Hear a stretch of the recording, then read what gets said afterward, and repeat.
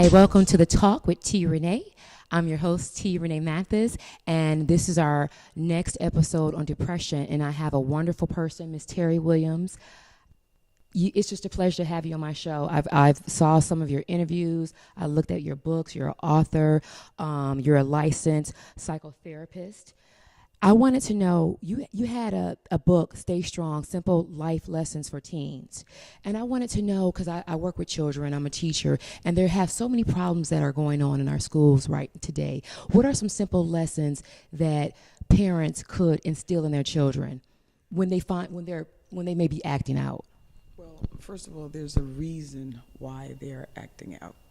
And I think as a responsible parent, that your job is to try to get to the root of what's eating at them. Because for all of us, when we can't get at the source of someone who has violated our spirit or violated our body, then we take it out in very unhealthy ways because we don't know what else to do, you know?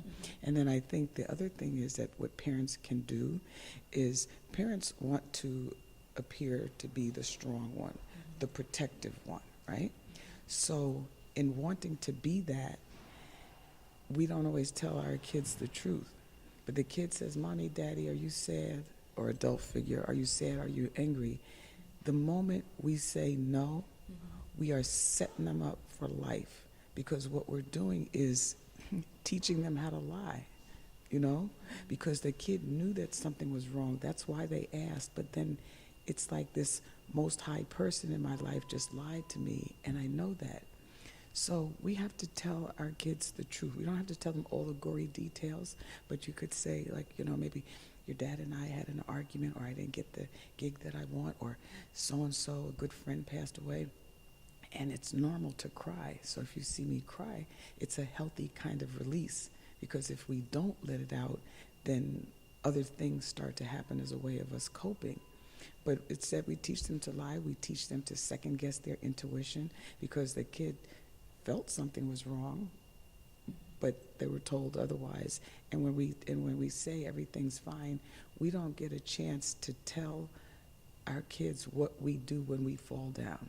You know, I pray, I'm asking God to help me get a job somewhere, somehow, that we're just not giving them those tools. Or sometimes, you know, when I'm feeling challenged, I might go talk to a therapist.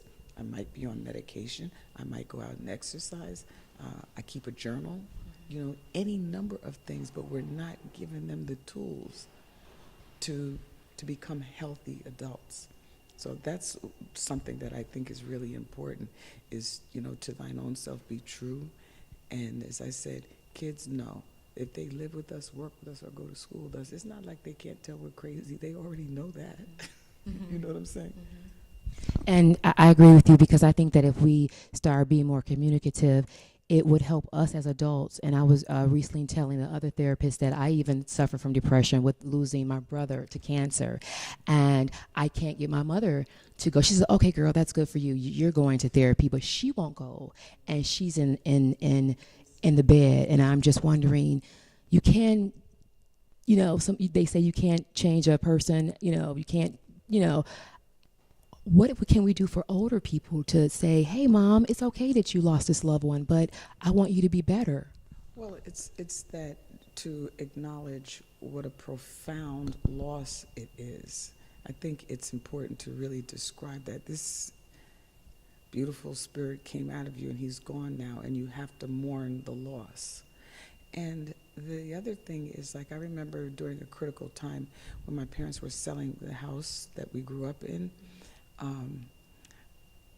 my mother wanted to have a family meeting. And I'm not talking ill about her when I'm saying what I'm about to say, but my mom was very stern, and she would sometimes talk to my dad. And I understand her childhood. I understand how it made her who she is, because that's all of us.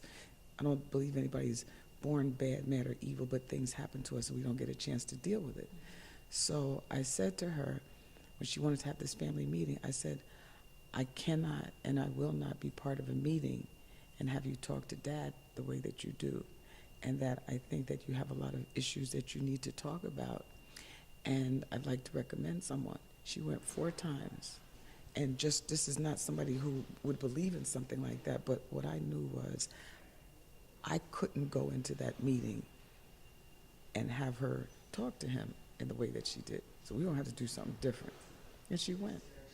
Absolutely. I thank you so much. Thank you so much for coming. I really appreciate it. Okay, thank you.